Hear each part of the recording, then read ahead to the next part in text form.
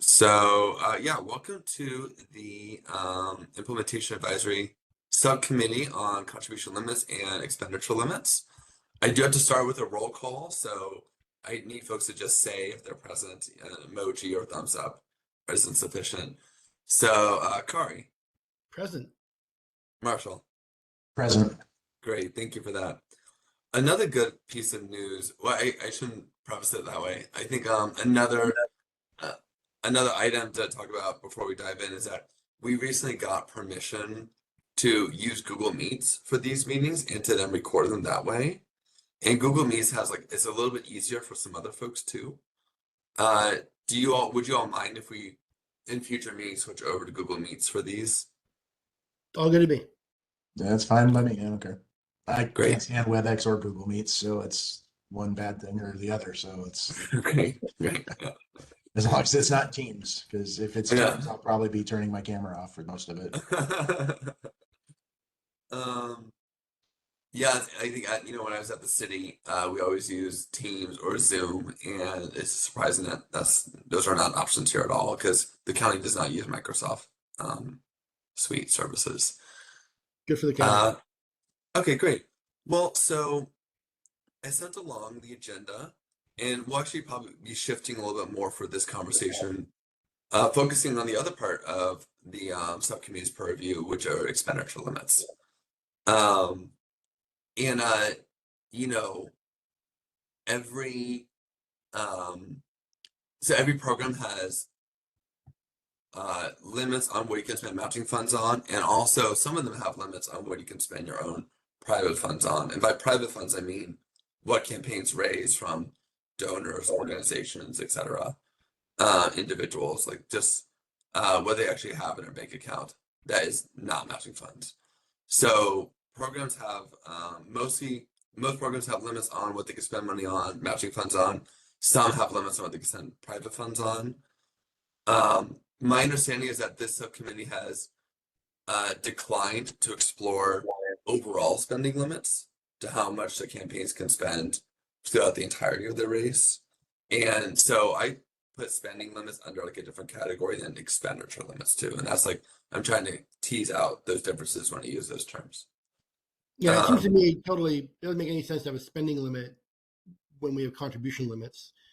You can spend as much as you can't go into debt. I mean, there's some loan rules there, but the spending limit is what you can raise. Right. Yeah, the city, when small donor election program started, it used to have an overall spending limit, I think in the 2020 race. And that really did hamper candidates and made it very tough for them to be able to run, for obviously compete with independent expenditures and candidates running outside the program too. And basically the theory was, as long as you're raising all the donations within compliance with the rules, and you're focused on small donors living in the city, what difference does it make if you want to spend $100,000 or $200,000 as long as all the donations coming in are within the values of the program?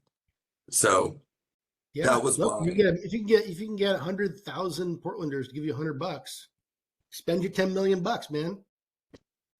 Yeah, at that point you probably don't need to, but okay. Yeah, so that's why the city moved away from overall spending limits. If for any reason the subcommittee would decide to want me to explore that more, and I'm happy to, but I'm sensing that there's not a lot of interest in that too. Okay, so before we dive into the agenda, is there anything else that you all want to make sure we're talking about today? I guess my only question is at some point, do we need to formally write the language that we would propose to the full committee around contribution limits and expenditure limits? Or are we just going to the full group with sort of a general sense of things, and then the language will come there? So I think what we'll do is next week, time permitting, we'll have a section on the agenda where each subcommittee will give a report out about where they're leaning so far and what they've talked about so far. And what I'm thinking is I'll probably just summarize what the subcommittees have worked on, not to put anyone on the spot. But if individual members want to lean in and kind of talk a little bit more about like why they come in that position, that's totally fine. When you're ready to make a recommendation, then yeah, I think we'll type something out and you all will vote on it too. In this subcommittee here. You all vote on it and then we'll pass it along to the full committee for consideration. It brings up an interesting point though, is that what is the process here? So, we are of course striving for consensus as much as possible.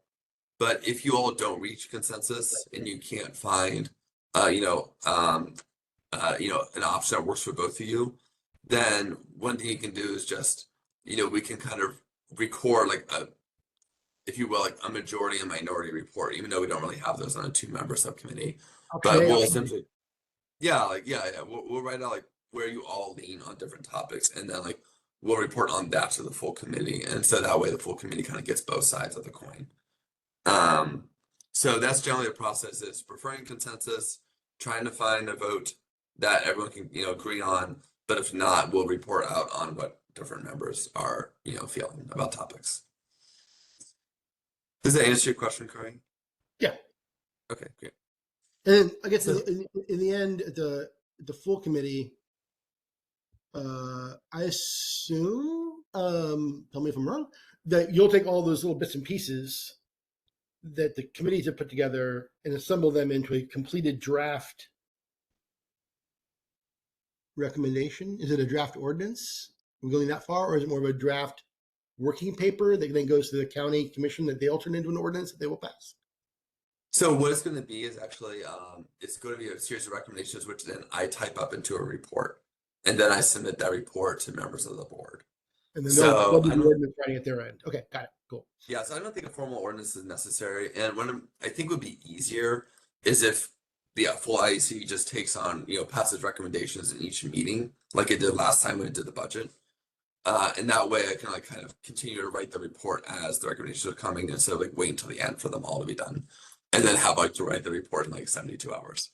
So I think that's probably the way we'll end up doing it. Right, that makes sense. Okay, so looking at the agenda I sent on, and then also linking to the fact sheet. So if you look at the limits fact sheet, if you scroll down to page, let's see, what page did I put on? Starting on page 3, you'll see I took the expenditure limits that are in several other programs. We have Portland. We also have a brief synopsis of Seattle, San Francisco, and New York City. Generally the goal, and just like talking about values for a second, generally the goal is like, we are giving matching funds to candidates in order to allow them to be competitive and run for office and get their, and get their voice out to the public and share their values with the voters. So we want to make sure matching funds are going to candidates who are running legitimate campaigns and are spending in a legitimate way. But we don't want matching funds to go to enrich a candidate personally, or to be spread frivolously in a way that really isn't within the values of the program. And that's not only an abstract idea, that also happened when, I don't know if you all were here at that time, but Portland used to have a program called voter-owned elections. That was, I think, around from like 2006 to 2010.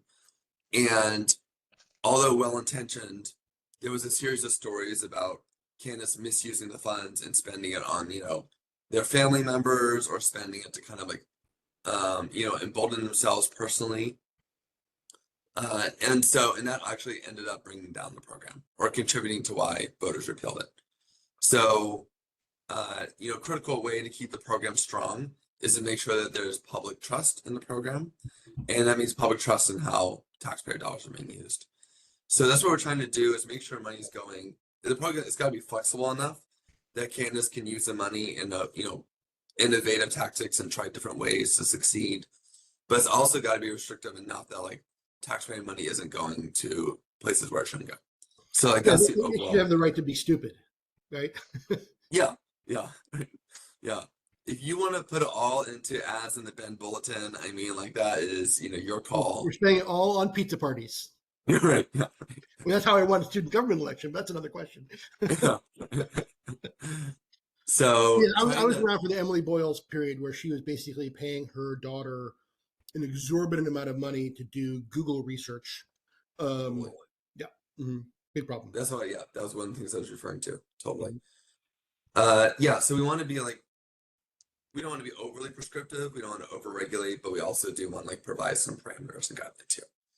So with that, what are people, are there any reactions that you all have to those values? Is there anything you would want to tweak before we dive into the policy specifics?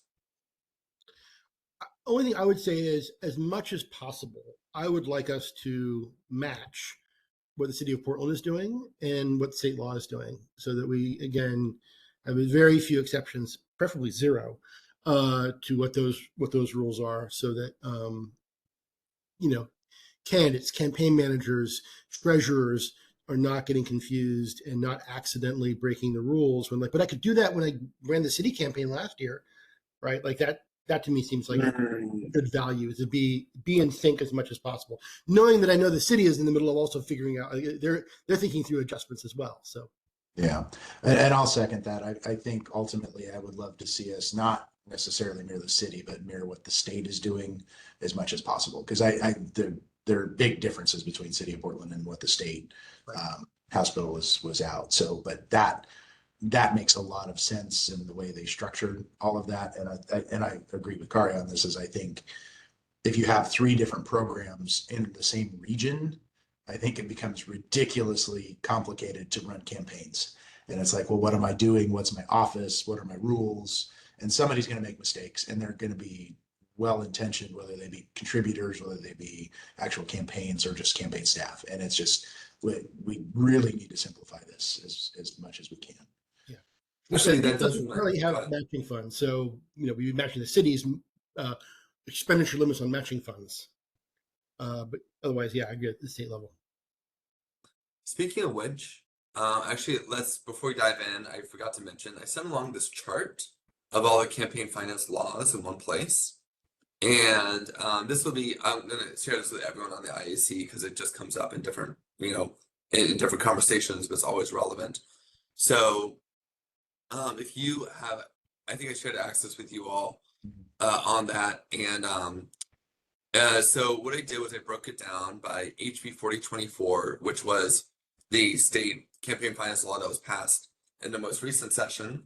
And that won't come into effect for 2027 until 2027, but it works for a stand-in for what the state's going to do on contribution limits, and but I also incorporated in like reporting requirements which existed before HB 4024. So it covers the state with 4024, the small donor elections program, the city elections office, as in people who are running for city office who don't run under public matching, and then the Multnomah County Charter, which is like what governs us here too. And so you can see we have the individual contribution limits, the small donor committee limits too, and what they can give to candidates. And by the way, I synthesized information. I kind of took out parts that didn't really matter as much to us. Like there's limits on what candidates can give to caucus committees, but we don't have caucus committees here, so no reason to include it. So this isn't include everything in the law. It just includes like what's most relevant to us. The makeup of small donor committees, and how they're defined, and then the in-kind contribution limits, which of course the other subcommittee is looking into, and the exemption from those. What non-small donor committees can give, including other membership organizations or other candidate committees. Prohibited donors, like who's not allowed to give under these programs. Loans, transparency requirements. That took a lot of digging to figure out and map those all together. Reporting requirements, which is actually pretty straightforward. Any rules around post-election campaign funds and penalties too. So some of this is more relevant to the other subcommittees. Some of this is more relevant to the overall conversations we'll be having with the full committee. But I want to share it with you. One thing that is important to note is HB 4024 has a policy that says local governments with contribution limits as of January of last year, which would include Multnomah County, the local governments can set contribution limits lower than what the state limits are. So they are allowed to do that. They're kind of grandfathered in that way. But small donor committees must be allowed to accept up to $250 per year. So what that's going to mean is the city charter and the county charter define small donor committees as groups that accept up to $122 now with inflation, but that's actually going to change in 2027 to be $250 across the board. Wow. Yeah. So So the important thing to 2026 raise. election cycle, SDCs in Multnomah County will be 122 limited, but in 2028 and beyond, it'll be 250. Yes, that's my understanding of it. Yes. Hmm. So critical thing to understand, and actually it does, like, you all then, this subcommittee has the ability to explore whether or not it wants to, because small donor committees can give unlimited amounts under the Multnomah County Charter, you have a right to decide if the small donor committees, if you want to at all limit that in any way. I'm not saying that you do or don't, I'm just saying you have that ability to make that decision. Okay. Just so I understand the state rule there, small donor committee limits where it says 5x, $5 X, as that's times number of donors to legislative candidates. In other words, if a small donor committee has 100 donors, they can give $500 to legislative candidates, $1,000 to statewide candidates. Yes.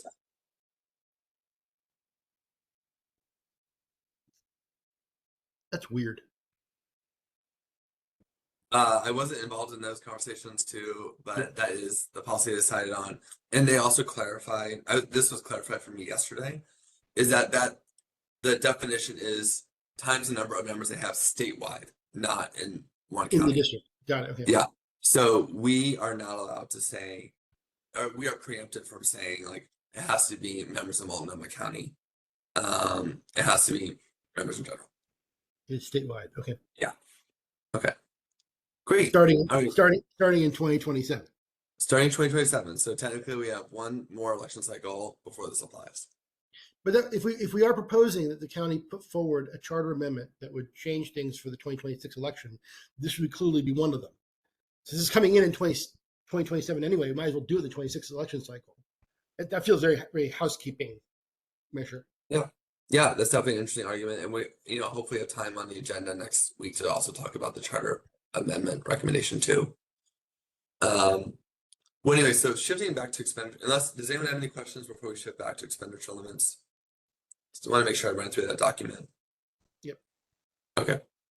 Great. Okay. Well, so let's run through what the city does.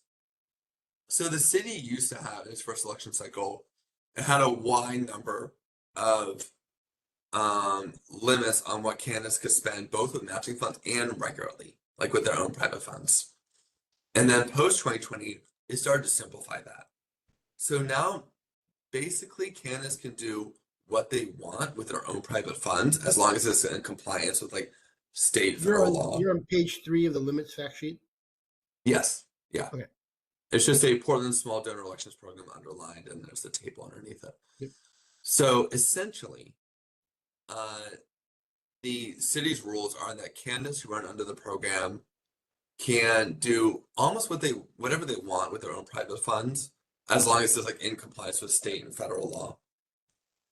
But the matching funds are where the limits apply, because the matching funds are the taxpayer dollars.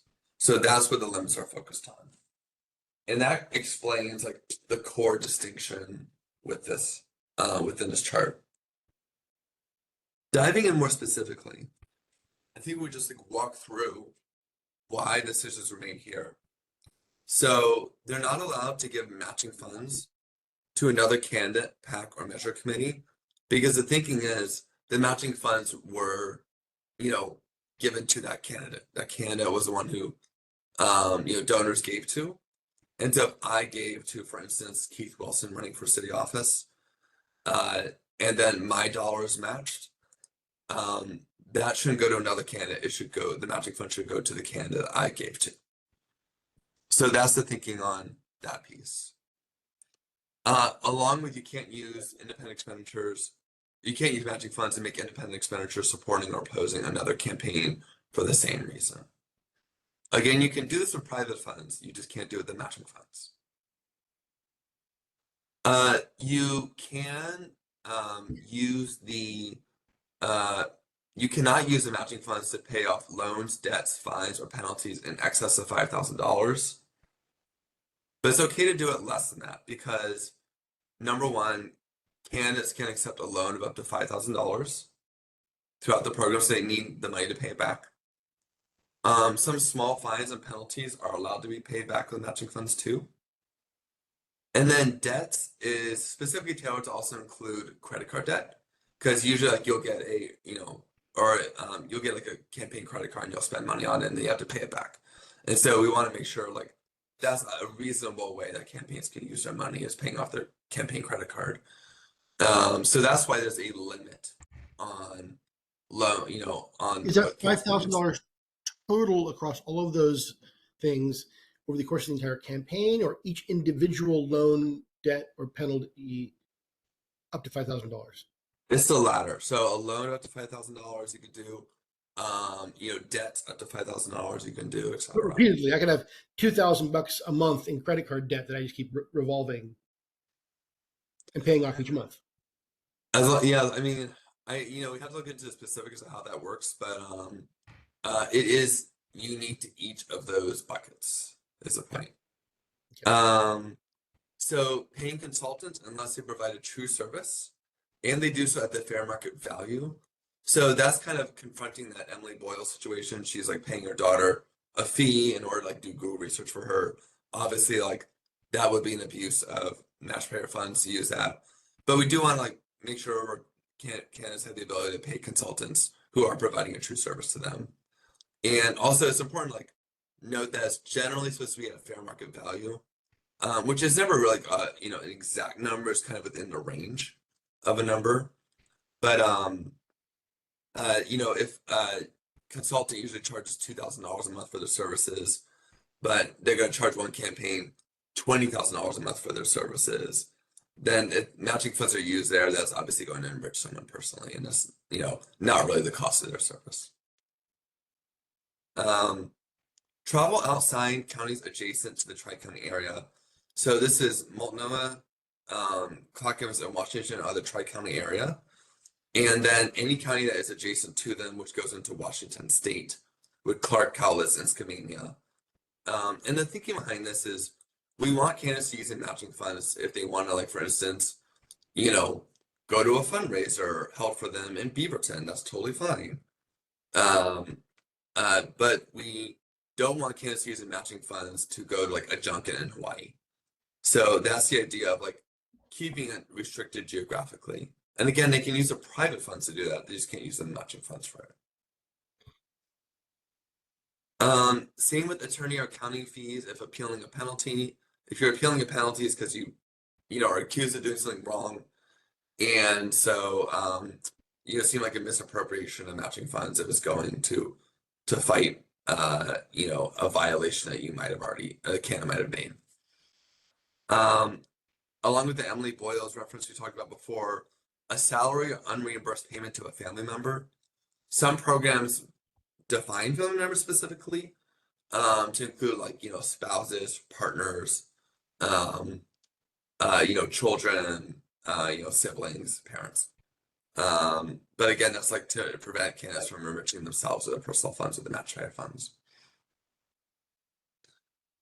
I know I'm going kind of fast here, but feel free to interrupt with questions. Good. Gifts other than de minimis items, so you can definitely give out buttons, bumper stickers, but you can't give out items like an iPad shuffle, an iPad or something. Payments in cash. Almost every program that I've looked at prevents matching funds going to payments in cash. So I think that's a tracking issue more than anything else. Contributions to nonprofits. So you can't give your matching funds to, for instance, like ACLU of Oregon. You can't give them like $200,000 in matching funds because that's not what the purpose of the matching funds are for. But you can use it to attend reasonably priced events. So if the ACLU of Oregon holds a gala and you want to go campaign at that gala, that's totally fine to pay a ticket for that. Vehicle expenses other than reimbursed mileage, which is the federal mileage rate.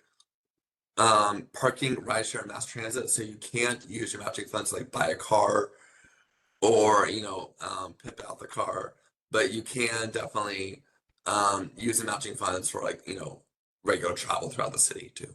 And of course these are city rules. That's why I said that. And then costs associated with recounts. You can't use the matching funds for costs associated with recounts.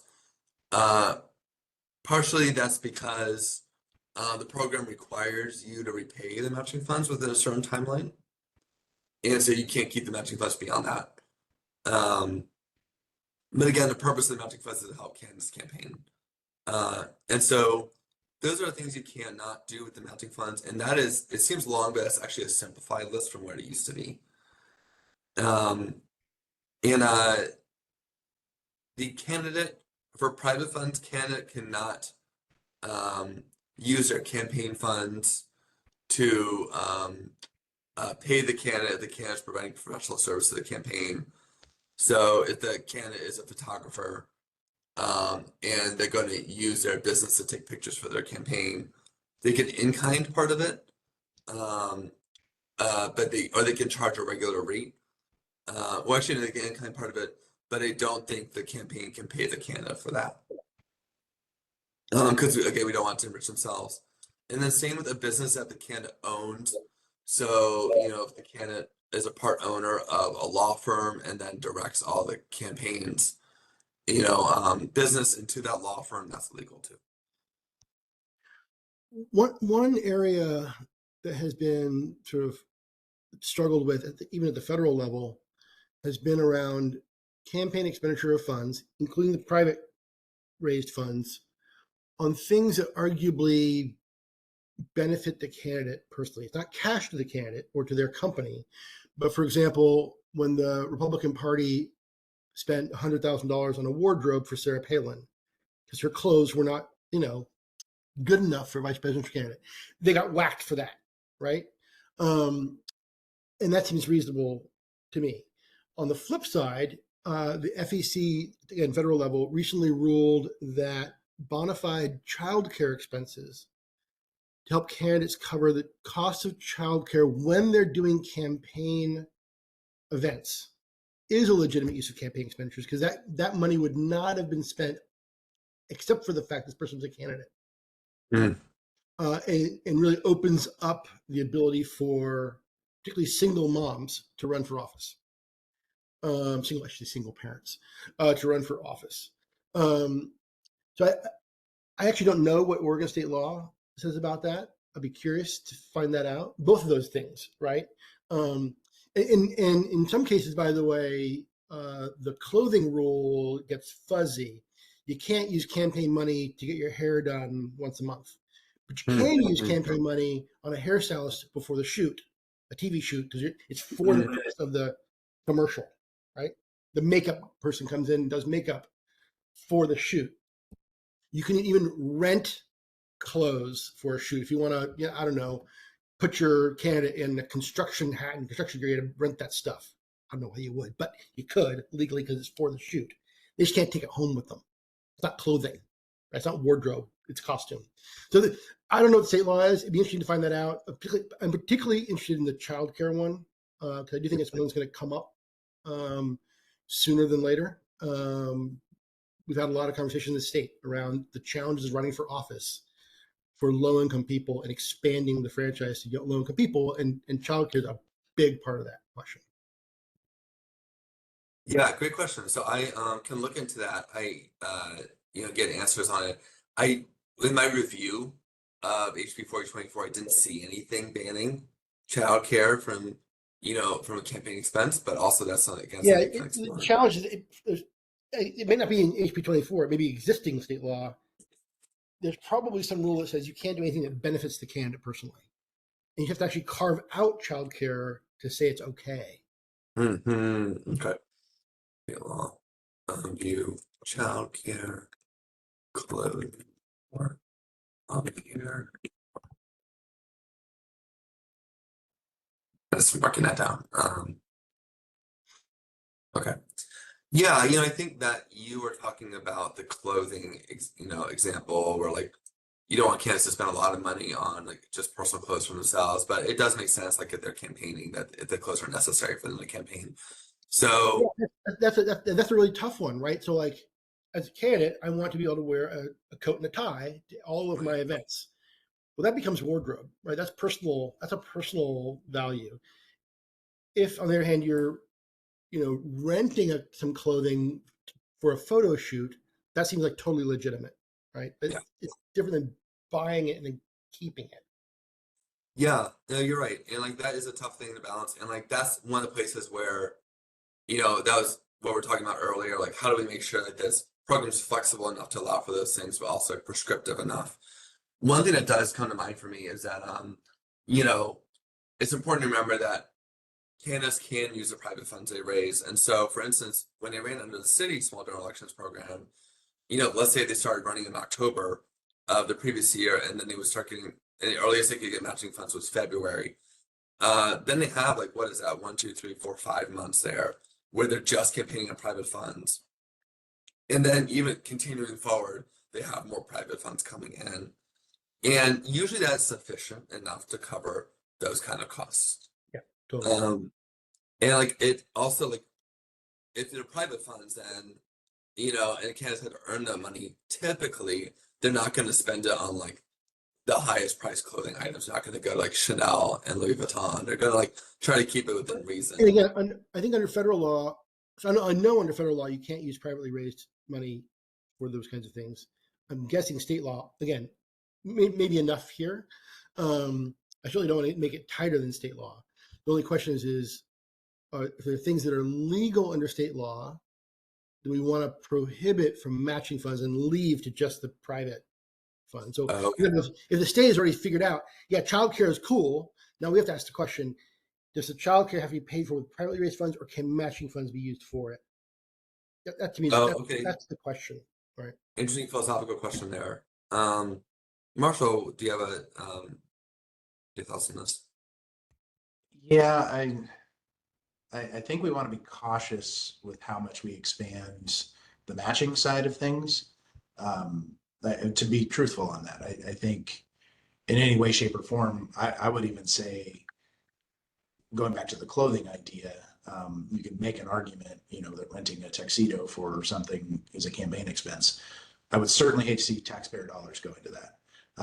If that's something, if you want, and that's just me philosophically, that doesn't seem right in so many ways. And so I feel like if we expand it too much, let's keep the guardrails kind of where they're at without going crazy. Because yeah, it would. I guess I'm thinking in terms of like optics of a news story that comes out that somebody's campaigning, 60 hours a week all of a sudden, and now all of their childcare is paid for via taxpayer dollars.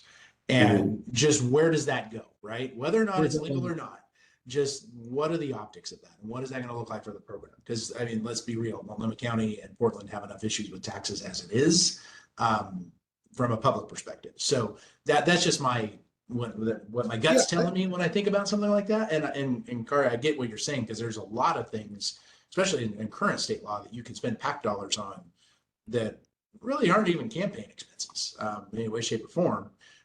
You just have to say, hey, they're political, and you can spend money on it. And so it, I don't know. To me, I feel like there's a really careful line to walk on all that stuff. yeah, I think that's right. I think Marshall, you persuaded me that if state law allows uh, people to spend childcare expenses out of their privately raised funds, then we perhaps ought to consider prohibiting using that money from the taxpayer funds. I think a reasonable question is also like um, bar tabs, restaurant meals and bar tabs. I mean, again, I don't see that here as prohibited on the matching fund side. Might be a hard line to draw because if you're paying for appetizers at a fundraising event in a bar, totally legit. If it's just I'm a candidate, and my buddy Marshall and I are going to go out for a beer and talk about my campaign. Do I get to pay for the pitcher of beer? Yeah, good. So Again, actually on that one, with Those the are city, really good questions, right? yeah. So I can tell you with the city, they definitely, were allowed to, they went for a campaign dinner or wanted to host a campaign event. They could like provide food, um, or refreshments to people, and yeah, or you could pay for it pizza for too. volunteers, totally legit, right? Yeah, But is pizza and beer totally legit? I mean, that's an age-old adage Sure. like even businesses fight with. We've fought with that even as an organization for years, where yes, you could buy somebody dinner, but no, you couldn't buy them a drink, and we just changed those Or you can rules a buy couple them one years ago. drink, but not more. Oh Yeah. yeah, we have a limit. You can buy 2 drinks, and that is all you can buy now. But I which still is remember totally legit. we had a state legislator who spent a lot of campaign money at a strip club um, uh, 15 years ago. We used to call him, was it those place called Mugs and Jugs? Yeah, but he was like, hey, it was a business meeting. Right, right, yeah. Or golf, right? Golf's another good example where, hey, because a lot of business gets done on the golf course. They'd say it, but it really A lot of does. fundraising. Yep. I go back to the earlier principle, which is campaigns are allowed to use their money in ways that I would consider dumb. Yeah.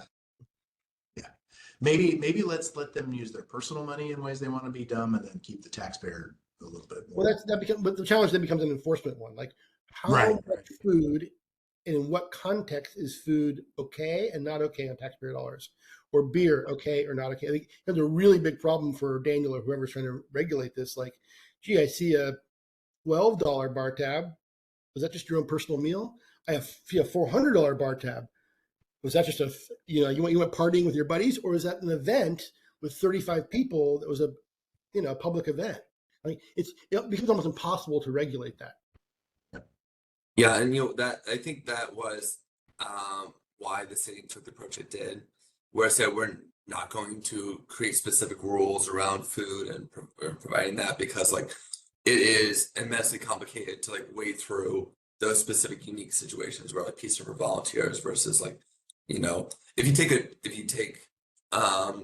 if you let's say you want to hire a campaign consultant and you take them out to a lunch and they pay for the lunch with the matching funds too, is that really the end of the world? And so it the more rules you add on to, of course, the more judgment calls have to be made, and then that leads to more confusion along the canvas too. So that was, I think, why the city refrained from trying to like regulate the food question too much. You know? Well, and the reality of all of that is there's, with all good legislation, there has to be some enforcement mechanism. And what would the city actually or the county have in place to enforce this? Nobody, you don't have the staff to sit down and look at itemized receipts and determine, Right. oh, nope, you spend $1 too much on booze. Like that, just, we don't have the Even if resources. you have the itemized receipts, that doesn't Yeah. tell you the whole story. I bought 8 pitchers of beer. Is it for me and 2 buddies? Right, Was it for 80 people at a house party at an event in a bar? That's fine. Like the right. receipt doesn't tell you anything. Yeah, truly. Yeah, right, exactly. And there's a whole like investigative component that comes after that. With childcare, I think of course like that's dependent on the state law, and I'll look into that. But you know, I can see an I would say argument on either side. I would say Say, in general, I'm 95% of the way to like this looks fine to me. The city of Portland's rules look. Yeah. Same. I'm not thinking of anything here that I would want to change. yeah, let me look at it and just see if there's anything that jumped out to me as a major problem in terms of like enforcement. I I guess I'm think looking at the Seattle one down below. No gift cards. yeah, Maybe payments in cash should become payments in cash or buying gift cards. Actually, the gift card one is, so we, as an organization, we actually had to deal with that because there's no tracking mechanism on a gift card. Right. So when I go out and I get let's say I want to give a member $25 gas card because they drove out for a volunteer event and I want to pay them back for gas. Because I've gone and gotten the gift card, there's no tracking mechanism to ensure that I have given somebody that gift card. And that's that gift cards. And for us, at least in the NLRB, that was a real red flag of there is no efficient tracking mechanism to say, yes, I bought the card and then I gave it to this person and they used it on gas. I can put that gift card in my pocket and it's the same thing as taking cash. And I can just say, oh, I gave out, gift cards to the volunteers. Mhm. That's why that type of stuff is in there. Yeah, I would want to bar the use of matching funds for gift cards. Agreed. Again, unless they're already barred under state law. Okay, I'm gonna note that. Yeah, let's talk about some of the other rules that other municipalities have. I'm gonna bold that, and that way I can make sure to note that later. Yeah, City of Seattle also prevents matching funds from being used to pay a candidate, unless like you're reimbursing a candidate or pay a candidate's immediate family, pay an entity where the candidate owns at least 10% of the company, pay an amount over fair market value, pay any penalty or fine. Yeah, these all So yeah, so they're pretty broad on the penalty and fine. I think the city of Portland allows for like some matching funds to be used towards penalties. Any inaugural cost and any office costs, as in like, the cost of actually performing your official duties, you can't use matching funds for them. So a little more like straightforward. Let me ask you a question about, I'm jumping down the San Francisco one. Nothing on post-election activities, including election night parties or bonuses. What's the city of Portland's rule on election night parties? It used to have a total ban on them. And the thinking was that like we didn't want matching Change funds the to outcome of the election. Yeah. Yeah, well, the thinking was like we didn't want candidates to take, their top 10 supporters out to like, a dinner at Ruth's Chris Steakhouse to celebrate. So that was kind of like the thinking around that. I do think that they are allowed now. Bonuses were another thing too. It used to be that bonuses were not allowed. Unless, and I think that's still the case now, bonuses are not allowed unless they were agreed to beforehand. So if a campaign manager had that in their contract, they're entitled to some bonus, that's okay. But we don't want like at the very end, the candidate has, matching funds left over and they just like distribute it all out to, and bonuses to everyone. So that was the thinking on those two items. I like that. Okay. Could we do like that one? Good to know. Yeah, just do whatever Portland did on that. It seems fine to me.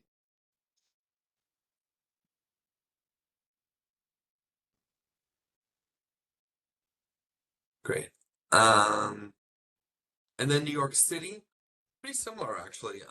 So they have one rule I think is potentially, well, I actually don't know if that would be an issue, but New York City says you can't use matching funds to pay for anything before December 15th of the prior year or the year following the election. So the election's 2023, you can't pay for anything with matching funds before December 15th of 22 or in 2024. The city of Portland never had this problem because the city said it wouldn't start giving matching funds out to candidates until the election year. And then after the election, candidates had 30 days to return the unused matching funds. So that was a pretty straightforward process. It never had that issue that New York is trying to solve for. New York also bans paying for anything in cash. Again, that's a through line for most of these. Paying a candidate, family member, or business that candidate owns for goods that are above fair market value. So they actually have something interesting here. Advocate primarily for or against a ballot measure, unless made to also further the candidate's election. So what they mean is like you can't use matching funds to send out a mailer saying, vote yes for this ballot measure, because that's not what the funds are given to you for. But you could send out, under New York, you could send out a mailer saying, vote for me as candidate. Here are my values. I'm, for these 5 things, and I'm also pro measure, measure A. I think it's already in our rule, in the Portland rule. You can't use it to make IEs, supporting or opposing another campaign. Yeah, that's true. That is an error. But I think, I think the thing is like, is it legitimate if you just have like one line on a mail piece saying like, here are my values, and I also support, this item that's coming up for a vote too. Yeah, totally. I mean, or an email that goes out and says, hey, here's I'm Kari for city council or Kari for county commission. Here's my voter guide. Here's how I'm all my endorsements. That seems legit. Yeah. Or like, even if like you're speaking about the topic and not the ballot measure at hand, it's like, let's say, I'm just going to make up an issue here. Like, let's say there's a ballot measure to, um, Works. I don't know, ban all graffiti across the city. And then you run for office and say, you support, you know, I don't know, buildings without graffiti on it. It's like that way you're not like referencing the exact ballot measure, but you're saying like the values behind it too. But it is legitimate because that's like what you're running on as well. Yeah, it seems to me like there's and we could probably argue the nuance of all of that, but I think it's pretty clear that you're not supposed to be making independent expenditures, and there's a gray area depending on, yeah, even in one line, because a lot of independent expenditures have a very short message that are associated with them, and I think there are ways like you just brought up, Daniel, that you could literally get the same message across without referencing a specific ballot measure or candidate or things of that nature, right? I mean, I think there's ways around it that people can still get their point across without. So yeah, I think we don't need to invent something new here. Like there's an independent expenditure law under state law that says this is what independent expenditure is. And if we follow Portland's code, you can't spend your campaign money, your matching funds on making independent expenditures. Yep. Easy enough. Okay, I'm gonna just try and mark that.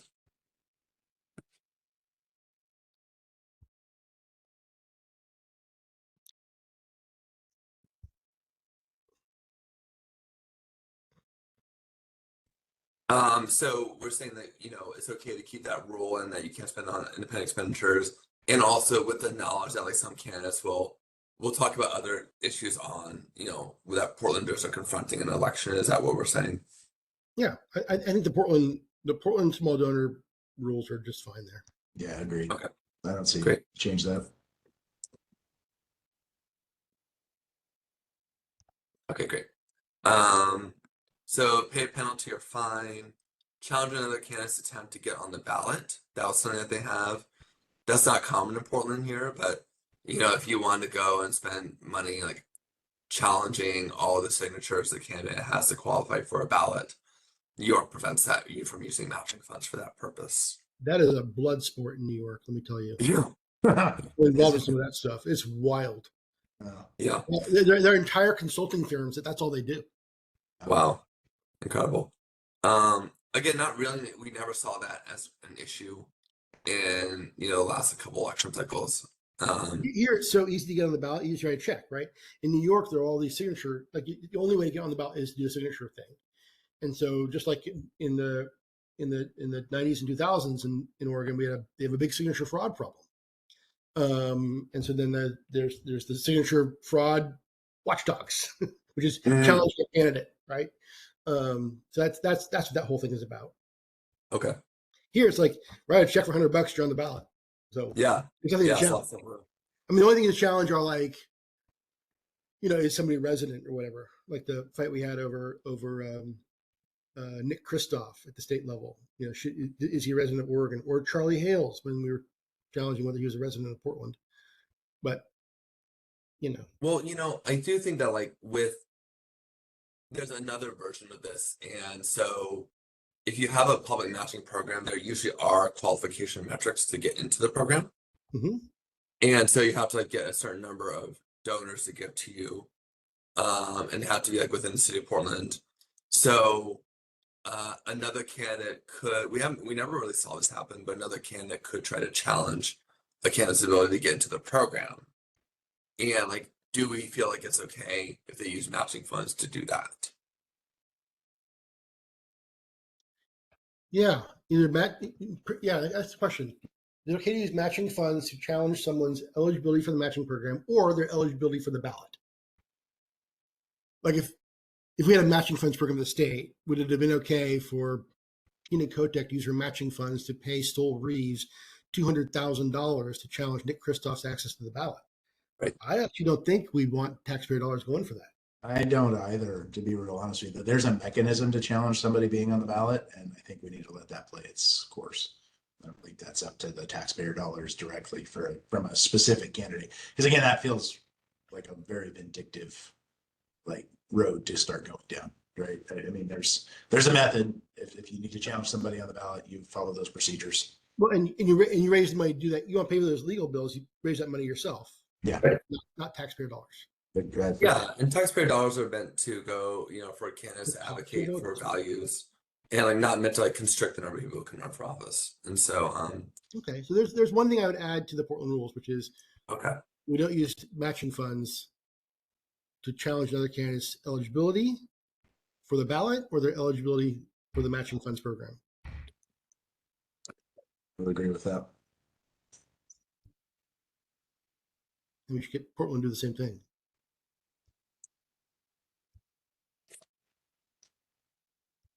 okay. And sorry, yeah, okay, that makes sense. And then they also ban contributions to other candidates, gifts in general. They do ban childcare explicitly for matching funds in New York City. Interesting. And carry out, and this is something we actually don't have in the city of Portland, but I'm curious if you think this would be helpful for our program, is carrying out the duties of an elected office. So if you are, let's say you're elected county commissioner and you get matching funds, can you use it at all to help facilitate your job as a county commissioner? That's a pretty hard no for me. I think the goal is to run your campaign and get elected. It has nothing to do with the actual office later on, in my opinion. Yeah. So I'm pretty sure the state level, state law does allow you to do that. Yeah. You can use, there's always questions about going to conferences, right? So I'm an elected official, I've been invited to a conference in Honolulu. And so Exactly. I have a choice. Do I use taxpayer dollars to go to that conference in Honolulu, or do I spend my campaign money to go to that conference in Honolulu? And now we have the third version, which is it's my campaign money, but it's taxpayer dollars in my campaign account. And like none of those choices are good choices, right? I would argue again, if it's good for you as elected official to meet with elected officials in Honolulu, then you should pay for it with government dollars. So the state does envision allowing elected officials to use campaign dollars to further official duties. By contrast, at the federal level, it's absolutely prohibited. You can't use campaign dollars to pursue official duties. And that gets really interesting, and a place where I ran into.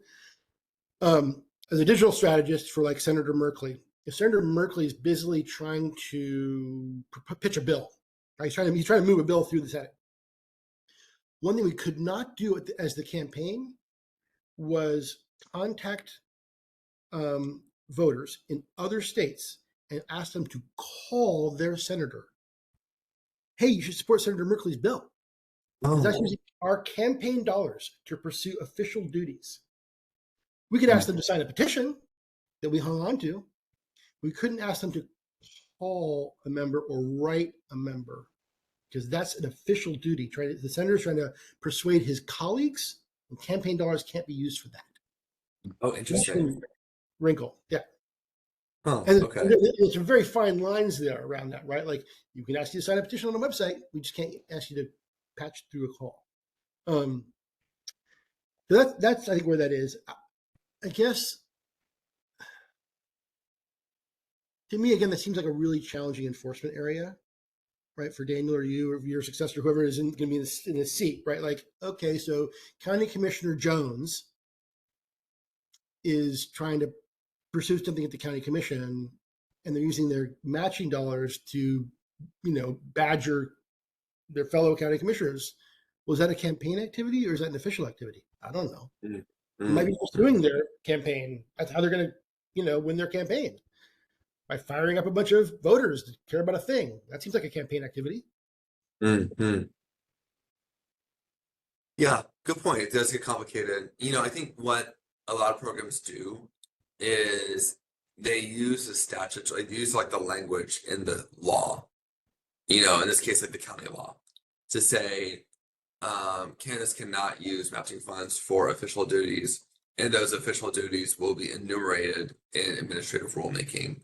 And then the Oversight Commission comes through with administrative laws. They say, okay, these are some specifics that you definitely cannot do. Like you can't, use these a whole like an event as an elected official that you should use county funds for.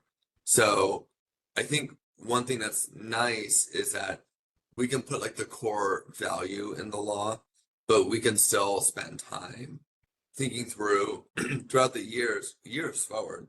We could still spend a lot of time thinking through like, are there exact things that we want to ban specifically, like that we want to enumerate out to like tease out that distinction.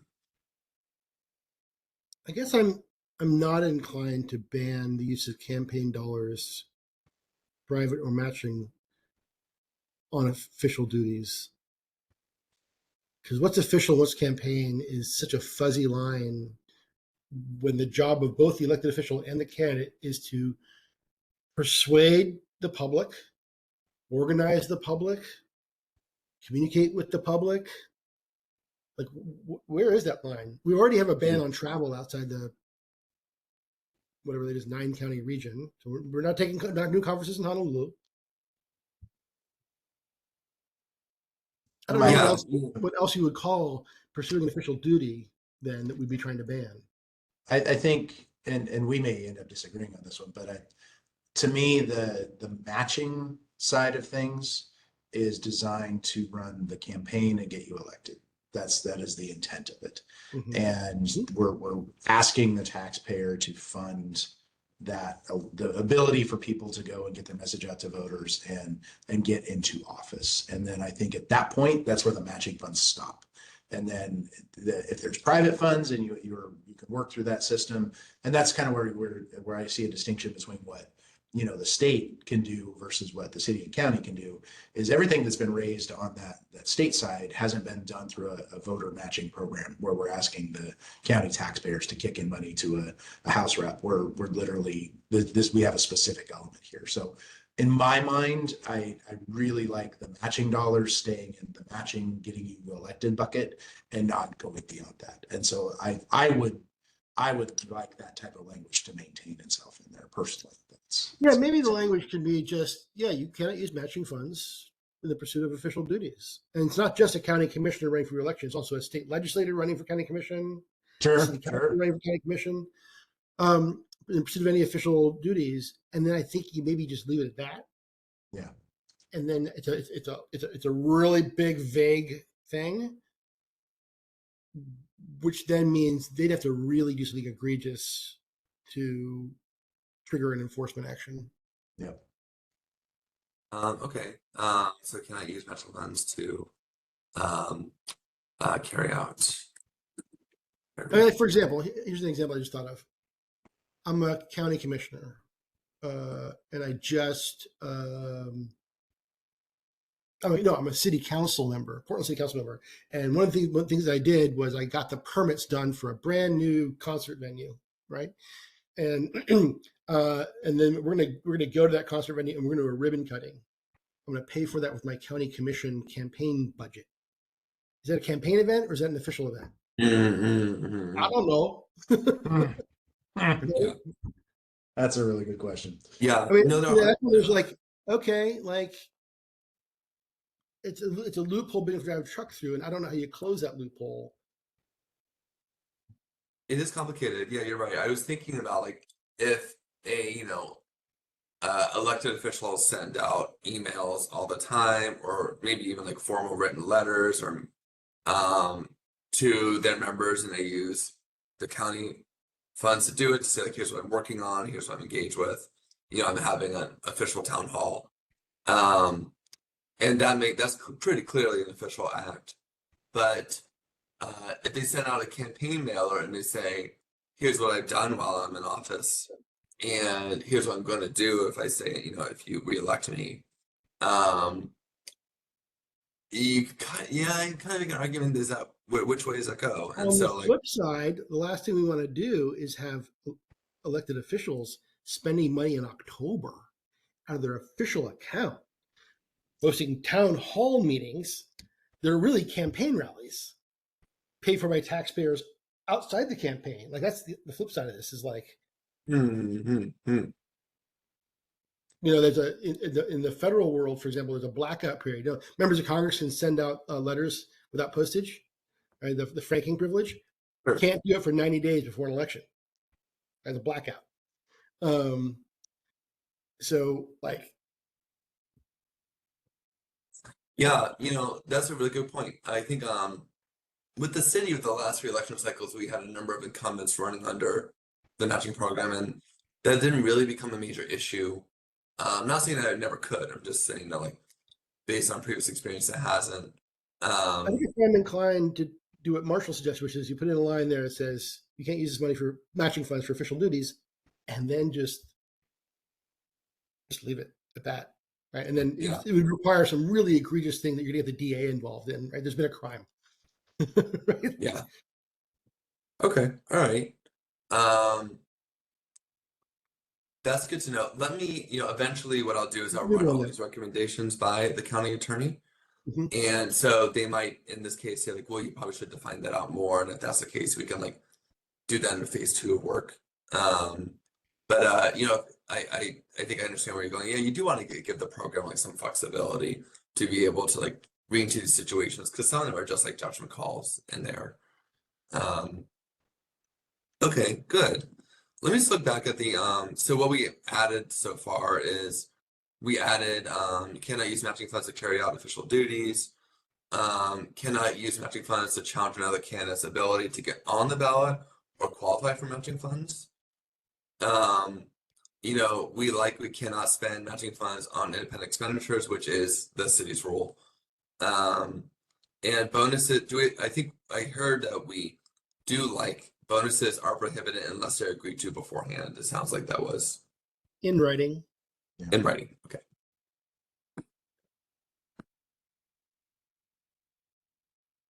Okay. Bonuses. If every campaign had a win bonus built in, all the losers are returning matching funds back. Yeah, that's right. That's right. Okay. So just see that. And then I'm just gonna look over the Portland's rules and remind myself if there's anything that became a major issue. The only one is payments in cash or gift cards. Oh, right. Okay. We'll add in gift cards. Yeah.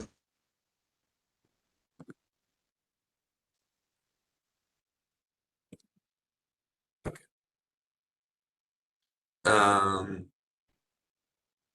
Contributions to nonprofits, unless it's like a reasonably priced event, that seemed like that was fine. Vehicle expenses other than the federal reimbursed mileage rate, parking, ride share, mass transit. And then yeah, I think travel out. So it sounds like we like travel outside of the state, but how do we feel about like the adjacent counties to the Tri-County area? Fine. Yeah, I have no issue with that. Okay. And then use the support candidate for office. Okay. And by the way, what I meant is when I said use a support candidate seeking another office, like if someone's running for re-election, they can't use the matching funds to then, say like, also I'm gonna be running for state representative or, Congress next year, vote for me there. Like it has to be used for the office you're actually running for at that time. Mhm. Okay, so I'm gonna say this list looks fine. Yeah.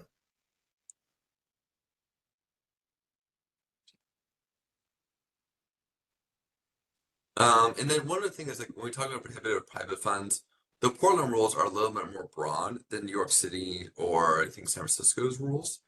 So they say that you can't give money to a business that the candidate has at least a 10% equity stake in, or 10% ownership of, I should say. And this one, the Portland's rules say businesses that the candidate owns or receives any financial benefit from the campaign's expenses. So like if you are, let's say you are working for a company that sells an item and you work on commission, you don't own the company. But if you sold things to your own campaign, you would get the commission. And so that's why that's banned specifically. So under if I have stock in Google and I pay for a Gmail account, that's okay, right? Yeah, it has to, Mhm. you have to be considered an owner. And I have stock in Google, I'm an owner. So maybe that's why the other localities do like at least a 10% ownership stake in.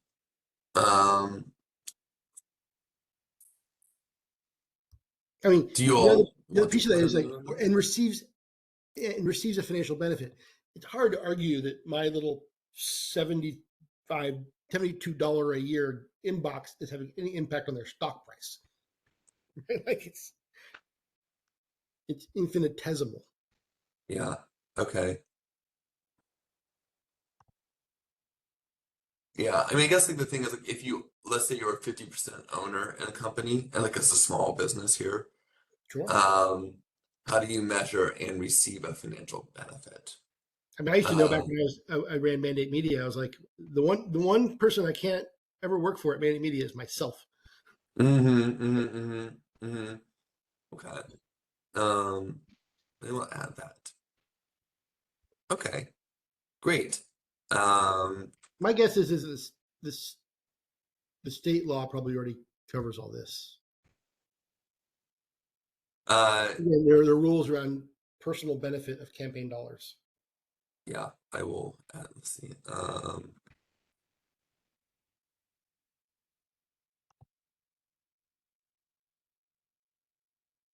Okay. I do think that like the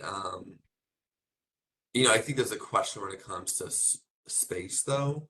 Like let's say a candidate is a realtor and they have their own office space. Yep. Are they allowed to use matching fund or use even private funds in order to pay their business for their own office space? That's kind of what do you all think about that? To touch your question. So that got weird in Portland.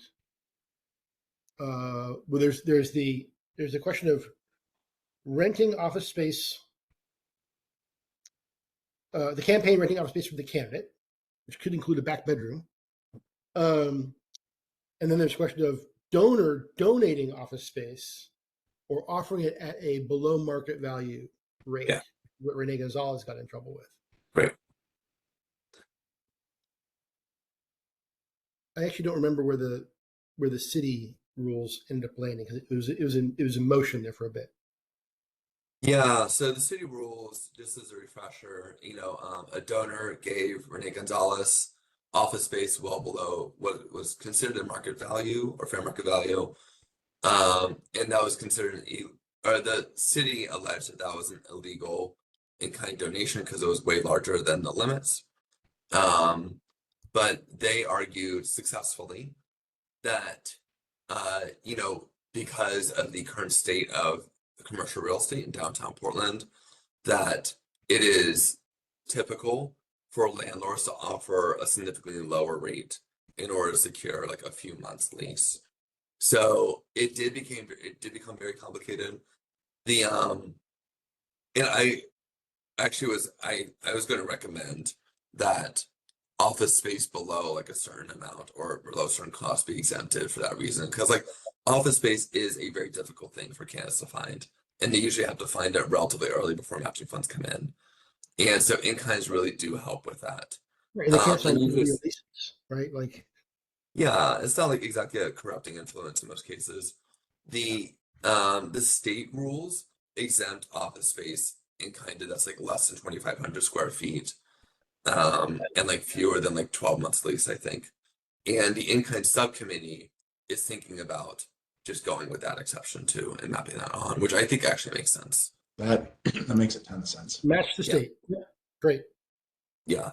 And so that's where they were in kind. If the campaign pays you for space that you already own, are you receiving a financial benefit from the campaign for the space too? What do you all think about that question? Um, I would draw a difference between your personal residence.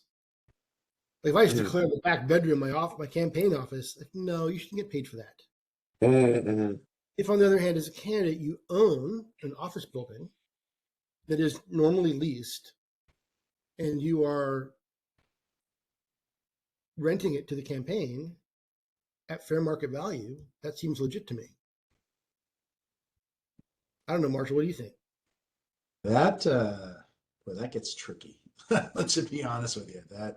Because the latter example you gave, I mean, goodness, that seems like that has the potential to be abused like crazy. Like, to be honest, and I guess on that one, I'm certainly not an expert on. I guess I just don't feel like I'm an expert on that. I'd almost want to ask, like, what would be allowed via state law in that scenario. And Yeah, I would try to mirror that, because let's that to me, I don't know that I'm even remotely qualified to come up with the right answer to that. And I can think of 20 different ways that both of those could be abused, just in not the right way. I mean, and this is a concern, right? This is 100% a concern. We're trying to find office space to run your campaign is challenging and expensive. I mean, so if you can figure out a way to reduce that expense for folks, that's going to help the process for sure. But also feel like there's so much opportunity to just open up a can of worms there. I would just like to do a little bit more research and know exactly what the state says on that. Yeah. I can try to find that out. Let's match the state. Yeah. Okay. Good. Well, and keep in mind that all of our campaigns are subject to state law, so we don't even have to match the state. We can be silent, and then the state law. Yeah, that might even be the only thing I do is if we want to create an additional rule around matching funds, we say, the state allows this with privately raised money. We want to not allow it with matching funds. That's what we define. Yeah, I certainly don't have a problem with office space being included in the matching funds, because again, that's such a large candidate expenditure. It makes a lot of sense. I'm just not sure what those guardrails should be. Yeah, for sure you should be able to pay for office space with matching funds. The only question is, can you pay yourself? Well, that's a really great question, because we keep up coming with these scenarios that it's like, well, it feels like it should be okay. Well, why not look into state law on it and see what that is, and that might give us some guidance there too. So that's good to know. Okay, well, so I think it looks like where we're at now is essentially use what the city's guidance is for their own matching funds in terms of what you can spend matching funds on. We're adding in a few items. I'm gonna just run through them again. We're gonna add you can't use matching funds for payments in cash or gift cards. We're going to add and we're going to just make sure we're clarifying bonuses are prohibited unless they're signed or agreed to before in writing. And again, these are matching funds. We can't use the matching funds on independent expenditures, which is already in the city law. Okay, back up. Does the city prohibit bonuses? I think it does, unless they're agreed to beforehand. Okay, so we're gonna match the city on that. Okay. Yeah. We're gonna add, we can't use the matching funds to challenge another candidate's ability to get on the ballot or qualify for matching funds. And we're gonna also add that we cannot use matching funds to carry out official duties. And then I'm gonna do a little more research on how the state regulates, candidates using either campaign funds to pay themselves for an office space, and then that can help give us guidance on whether there needs to be an additional rule on matching funds too. Anything else?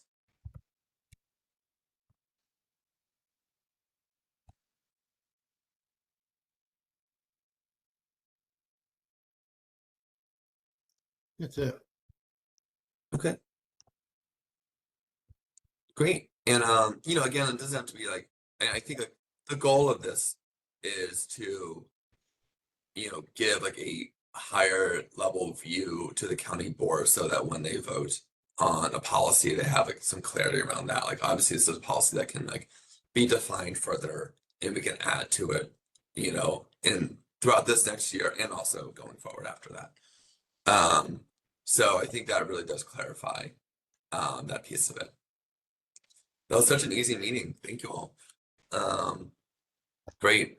So I don't think we really have time to go into any other topic now. So let's hold off on, I'll give you some minutes back in your day. The one thing is, going forward, let me just confirm that we have this next date on our calendar. So